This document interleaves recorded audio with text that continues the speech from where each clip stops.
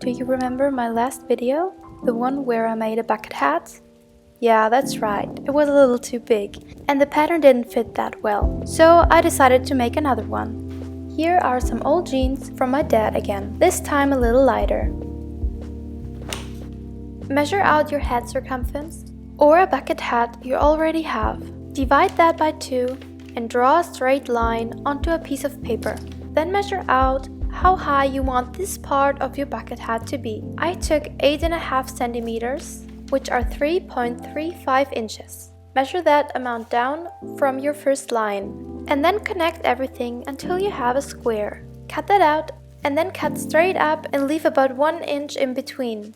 Just make sure to not cut the upper edge so the pieces will stay together. Now pin the middle piece to another piece of paper. Then start spreading the other pieces out a little and pin them down, so your lines will start to curve a little. Then trace that and cut it out.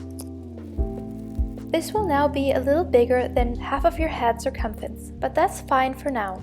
Now again, take a piece of paper and half of your head circumference, but now add 1 centimeter, which is about 0.39 inches. Draw a straight line and again measure the width of the bucket hat and how broad you want that piece to be. Measure that from your first line and then connect all the dots again. Cut that out and then again cut about 1 inch broad pieces up until the edge so they're still together. Pin the middle down to a piece of paper and spread them. This piece you can spread a little more than the last piece, but still make sure not to spread too much, because otherwise your head will look a little funny in the end. Trace everything and cut it out. Here you go, now you have 3 pieces, your patterns for the bucket hats. The round piece is the one from my last video, but if you didn't see that, this is how to make it. Measure across the circle on your bucket hat, or take my measurements. I measured 14 centimeters, which are 5.51 inches. Divide that in half. Now take some thread, fold it in half, put your pencil through, and measure out 7 centimeters, or whatever you have. Ah, that's my timer. I have to go to school now. Okay, I'm back. So now draw a circle. And cut it out. Now it's time to cut everything out. Get your fabric and lay it flat down, so you can put your patterns on top. Pin the circle to the fabric, and then cut out with as much seam allowance as you like. Now you have 1 circle. Now to the last pieces. Again, just get some fabric, pin it on, and cut it out with as much seam allowance as you like. Only that the long, thicker piece you will need to cut out twice, and the long, thinner piece you will need to cut out 4 times.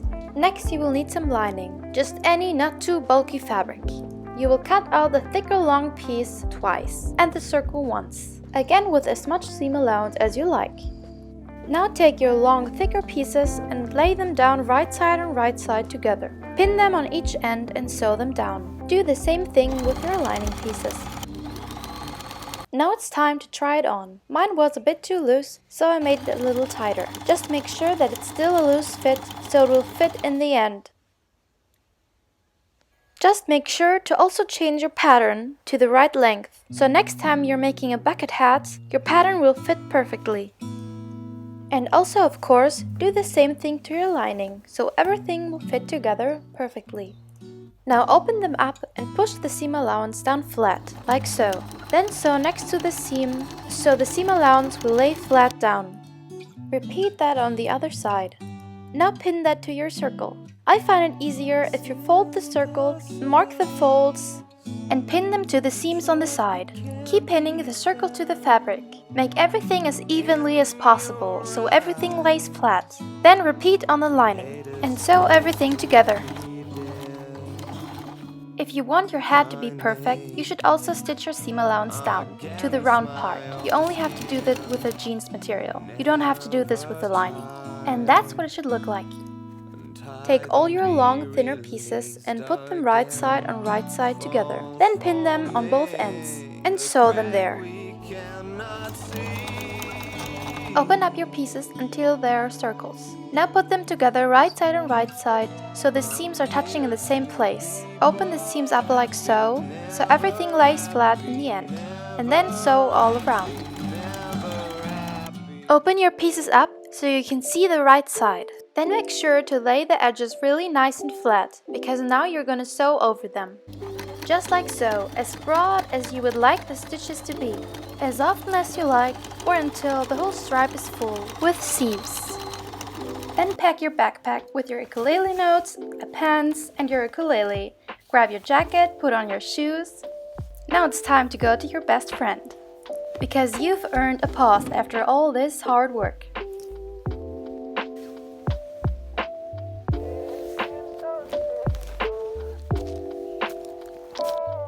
I would recommend making vegan burgers, because you want to do something good for your health, the environment, and other creatures. And food is absolutely delicious. But now back to the hat. That's what it looks so far, stacked over each other.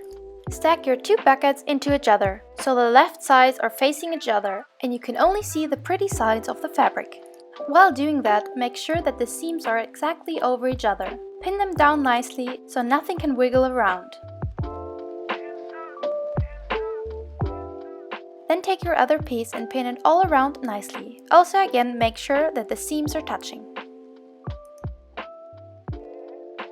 And then sew everything together. Just be careful because there are a lot of layers, not that your needle breaks. Your hat already looks good from the outside, but it's still rough in the inside. So I just went over the edge with a serger machine, but you can also just go over it with a normal zigzag stitch, or leave it if you're too lazy. And here you go, nice and neat from the inside and the outside.